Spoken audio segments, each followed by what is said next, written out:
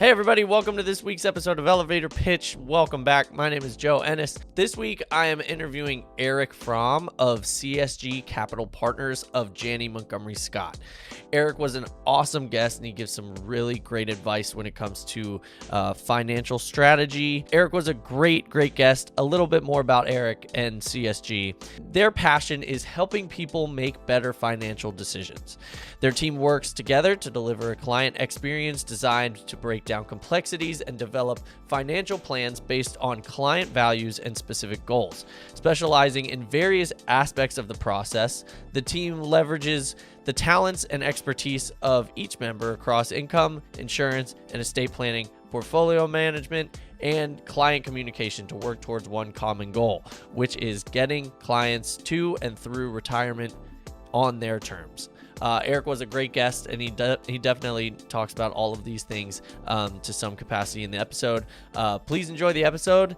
Thank you guys so much for all the support that you guys have been showing. Remember, if you are not subscribed already, please hit that subscribe button, whether you're listening on iTunes or Spotify, or if you're listening on YouTube and watching the video of this, please click that subscribe button. It helps us know that people are out there listening and gives us a better idea of, the support that we have so that we can bring you guys even better content. And remember, if you want to do anything similar to Elevator Pitch, please reach out to us at podcastbyjoe.com. We would love to do pretty much this exact same thing for you.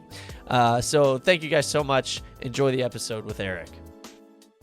Hey everybody, welcome back to Elevator Pitch. My name is Joe Ennis, and today I am joined by Erik Fromm. Erik, thank you so much for being here today. Glad to be here. Yeah, thanks for having me. So Erik, please tell us a little bit more about what you do and the goals that CSG Capital Partners have. Yeah, so my role in CSG again is that we're 9 people on the team, varying expertise sort of across. Each person does something different for the team, right? So for myself, I'm a certified financial planner. So really, I focus on big picture for clients. So trying to put the financial puzzle pieces together. Everything from, how do I set up the right cash flows, savings, plans, what type of accounts do I need for various goals? And then really, we sort of describe it, anything that touches your money, we can be a sounding board for. So when we get into asset protection with life insurance, long-term care insurance, disability insurance, employee benefits, so employer sponsored like 401ks, 403bs, things of that nature, we'll speak to. And then working with individuals and families, talking about estate planning, college savings and distribution. Retirement is usually the big one in our industry as far as one of the bigger transitions that we work clients through their life. And then moving on beyond that, legacy goals, philanthropic planning, and then some niches come from that sort of splinter off as far as business owners come with some unique planning needs around succession planning, exit planning, things of that nature. Sure. So it's very broad in scope, and then for the client, it's really whatever is sort of front and center in their life. That's what we'll sort of focus on. But we always sort of have that big, broad, comprehensive look. That's cool. So it's like everything under the sun, but then very specifically what the client needs the most. That's really cool. That's right. And once we sort of have that very clearly defined for the client, sort of, okay, where are you today? Where would you like to go? And sort of, using money to sort of support, the lifestyle that you want to live, now through retirement. What do you want to pass on as far as from legacy? Then we're tasked to make very specific recommendations of, this is the right portfolio for you. Sort of the investment piece sort of supports all of the plan. And so we usually work in that order: planning first, portfolio second. And then again, we're really there to adapt as life changes, as the markets change, just making sure that you remain on track. So we sort of get a plan together and then just keep you on the right track. And then we'll also be a sounding board for when is it appropriate to pull in different experts, so we can speak to things like taxes or estate planning, but we don't give tax advice or legal advice. So we say if a conversation gets to a point where we need to pull in an accountant, a CPA, or an attorney, we'll help you identify those spots where, okay, we need someone with this specific knowledge to come in and address a particular issue. So it's really just quarterbacking, your financial life, so to That's speak. cool. That's awesome. Eric, what would you say are some of the biggest issues that you see in this field? Obviously, you guys cover a lot. Um, so maybe you see a lot of different issues in a lot of different areas, but what are some of the bigger ones maybe that you focus on, or that CSG has been able to tackle, and how are you guys really trying to solve that issue, whatever it I, may be? I yeah, I think the industry has had a problem of being approachable for a lot of people, and I think because there is so much that touches your money, and there has even been this explosion of information available. I think that is, well, number one, it addressed a huge problem, an issue, is sort of what we're starting to see it be addressed very well right now, is that there is better access to information.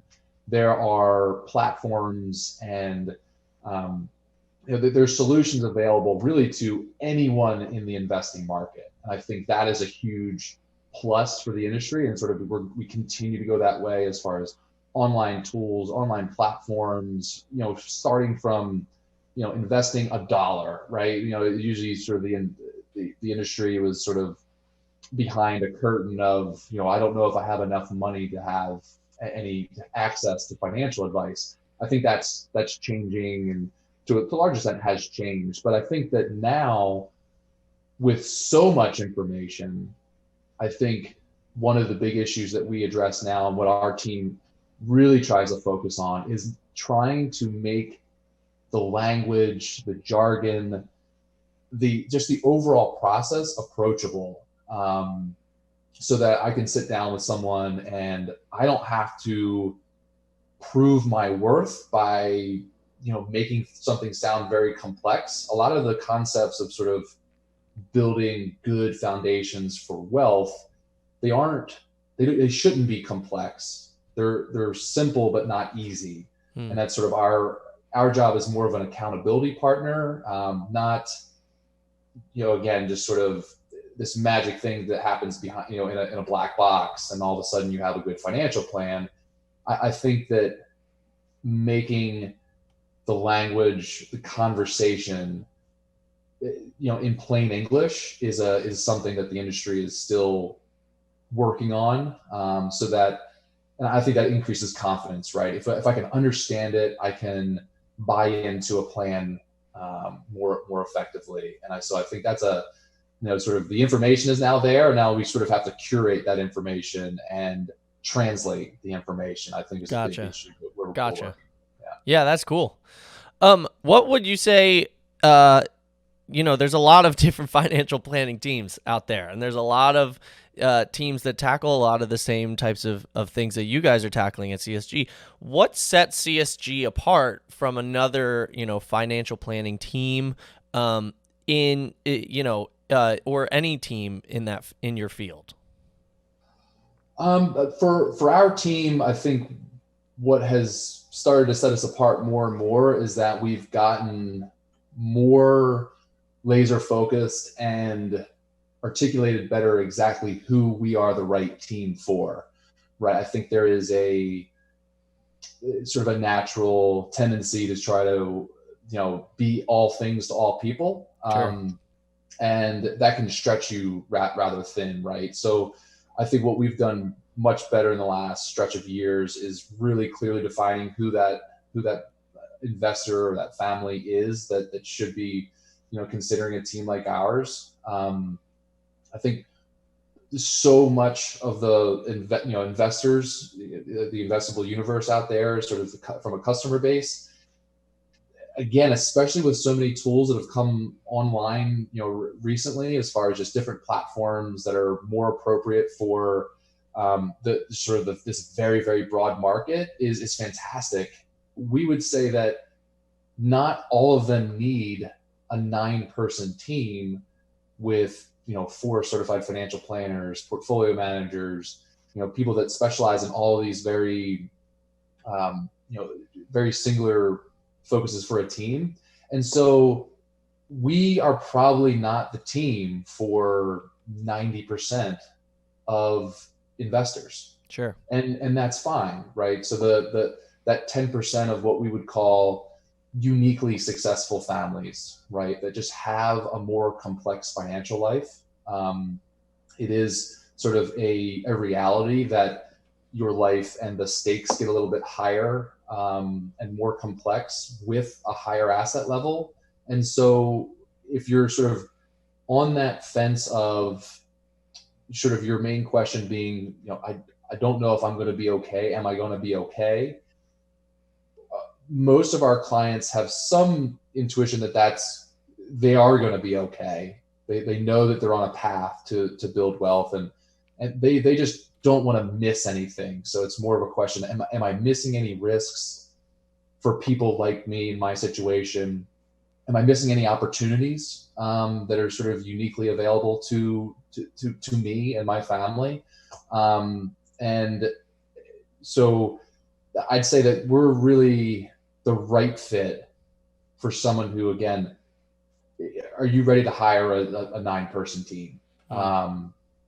Now we're, 9 people aren't 100% focused on every client at every Sure. step of the way. Sometimes I'm more engaged with a client, or one of our portfolio managers are, and so it comes and goes. But there's resources behind our clients that, for some investors, they just don't need it. They just need basic guidance.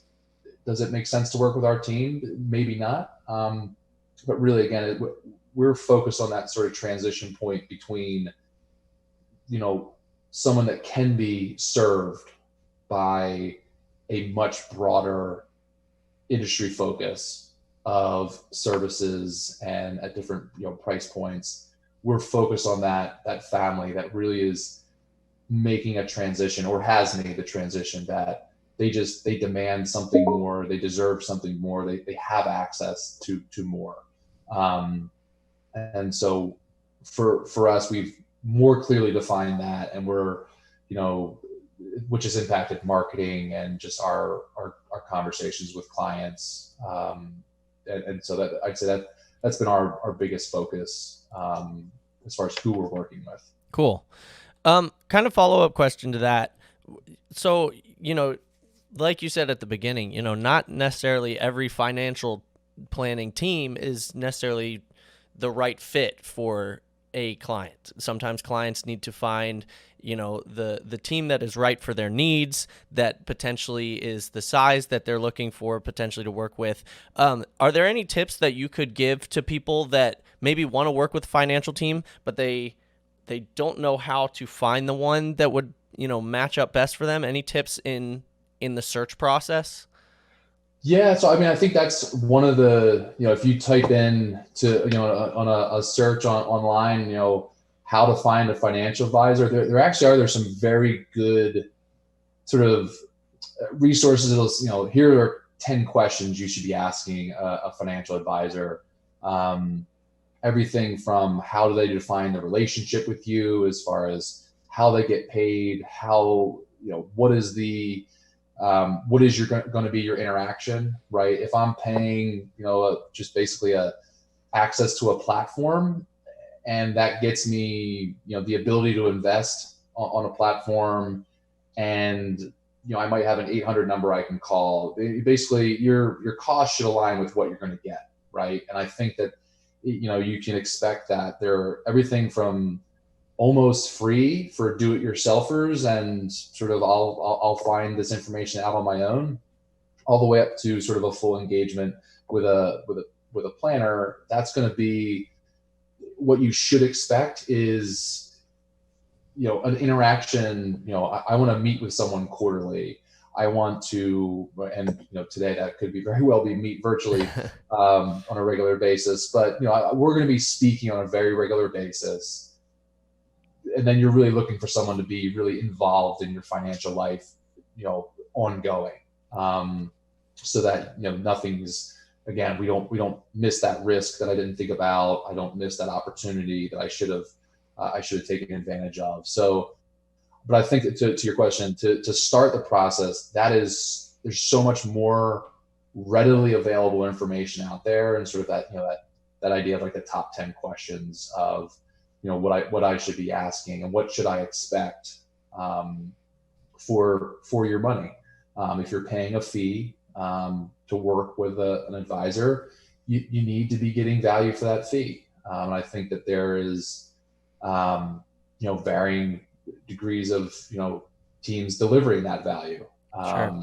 So I think but that information is really out there much more today than it was even 10 years ago. Yeah.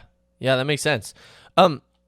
Erik, what would you say to people? A lot of people don't necessarily care about their financial planning side of things until it's too late, and then they're scrambling and they freak out because they're at it's crunch time and they realize they're out of money and they need help. Why would you? What? Why should people care about this field before then? And maybe it's a pretty simple answer. I don't know, but why should people care about this field, and why is it important before you get into the problems and find yourself scrambling to stay afloat, I guess? Yeah, well, foundationally for wealth, the beauty of sort of compound interest working for you is better with the more time that you have that dynamic working for you, right? So if I start as a 25-year-old and start putting away a little bit, just putting into reasonable investments, and it compounds for 40 years, when I'm ready to retire, I mean, you're going to have a lot more money than if you start at 55 and so you're scrambling. Oh, I'm going to retire in 10 years and it's time to do it. I guess I would liken it to, I think there's a lot of similarities or parallels to, say, taking care of your body physically, right? So if I just do little things every day to make healthier choices, I don't have that moment where I go to the doctor and, oh my goodness, I have a condition that was brought on by poor nutrition and no exercise. Mm-hmm. And, we just know intuitively we can't get into shape in a week or a month or a year, really, if I've let myself get to that point. Well, it's the same with money, right? So if I just create good foundational habits, I'm saving a prudent amount per paycheck. I'm putting it into, reasonable investments for my, time horizon and risk tolerance. It's going to compound on itself. And if I implement a plan, it can be the simplest plan. It could be, one page plan. I'm here. I want to get there. This is how I think I'm going to do it. Reducing stress around money. I mean, money is the number one stressor for many, many, many families in this country. So if we can address what could be your biggest stress point in your life, if I'm financially well, I can focus my time on other things. I can bring my full self to work. I can, be there for my family and just know that I'm doing the right things for my family. The impact is immense from a individual and family perspective. And then obviously if there's this broader financial wellness throughout, society, this is a big issue, right? Again, stress, it manifests itself in a multitude of very nasty ways, right? Yeah. Both psychologically, physically, and if money is such a key component of that, I think financial wellness is so important, and it's that's the fact that we have that impact in what we do. that's one of the more rewarding things about my job. We can sit down with someone and just sort of sit across the table and say, you've got a great plan in place, you're in great shape, you're on track, even in times of craziness like this year. Perfect example, sitting down with people and saying you're still okay because of what you've done over the last decade or decades, and sort of just seeing the stress some sort of melt away. Yeah. Those are the moments of sort of why I do what I do. That's awesome. That's cool. So a little back to we were talking about clients and, clients finding the ideal financial planners. What are some of CSG's, ideal clients? What do you got? Who do you usually work with? Who do you like to work with for listeners interested? Maybe they think that, they might be a good fit for you guys. Yeah. Who would they be? Well, I think we would describe our client base as sort of based on this concept of the millionaire next door. And I sort of, as an aside, it's a unbelievably good book for anyone that just wanted to sort of learn about the financial habits and sort of the mindset of those people, among us that are, we call them sort of sneaky millionaires, right? These are the things they do to build wealth. It's a great book by Tom Stanley.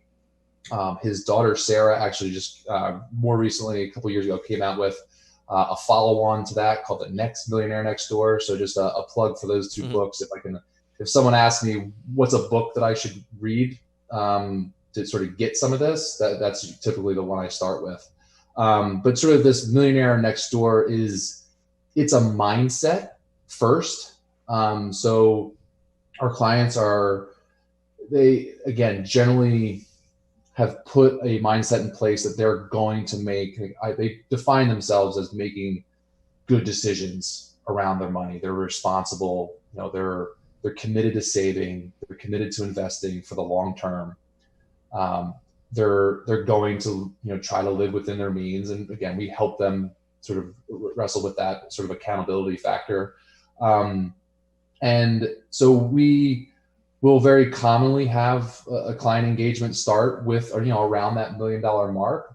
But I would say that we're somewhat unique in that we have capacity, and we welcome using that capacity as far as time and engagement with clients for someone who isn't there, but they're committed to getting there. And we can sort of, we know that we're going to grow with them, right? So if you have the right mindset, the right attitude, right, you really come to us and, hey, I'm just starting to turn that corner, and I've got some money to invest, and I need to engage with a planner to make sure I do this right from the start. That's also going to be a conversation that we're going to be interested in having. And so we can help you become a millionaire next door, if that makes sense. So, again, most of our clients, have, our average client has a little over $1 million invested with us. But that doesn't just sort of show up day one. Sure. A lot of massive, multi-generational, high net worth. A lot of it are just clients that have done the right thing over the years, and they engage with us because they want to make sure that they protect it, they continue to grow it. And again, it's that crossover point for them personally. It's not a dollar amount. It's a mindset of, I think I'm doing this the right way. I just want to be with somebody who's gonna, be in the trenches with me and make sure I don't miss anything. Yeah. And I think that could be, and if we get that engagement with someone, we don't have a minimum account value that we won't work with you until you have X. I think it's more of just a mutual understanding of we want to be on board with where you want to go. And if where you're going to end up is sort of a client that we want to have, then we'll have that conversation. So I think it's more mindset than asset value. That's great.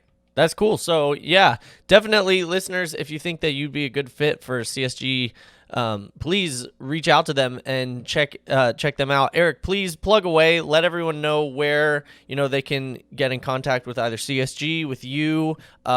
Please let everyone know what's going on. If you have anything else to promote, go for it. The floor is yours. Yeah, I mean, please feel free to check us out on our website. It's csgcapitalpartners.com. You sort of meet the rest of the team, everything, bios and a little bit of a deeper dive into some of our philosophies and, investment commentary and just sort of what we're up to as a team. So csgcapitalpartners.com.